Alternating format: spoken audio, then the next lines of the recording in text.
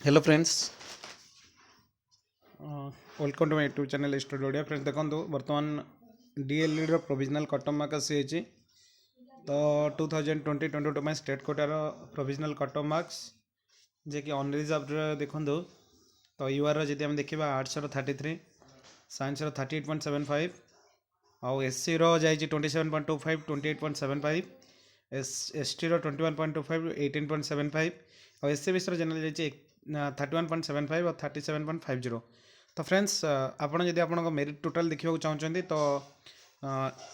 निहत पके samsodisha.gov.in रू आपणकर मुझे लिंक दे दूची तो लिंक रू आप देखिपारे निजे डाउनलोड करके सर्च देखिपारे और सर्च प्रोसेस आपको कौन देखो एडब्ल्यूडी आप सर्च कलापर ऊपर जो सर्च मार्क अच्छी तो सर्च मार्क आपंकर ना सपोज वर्षा तो ये भाव सर्च करके आप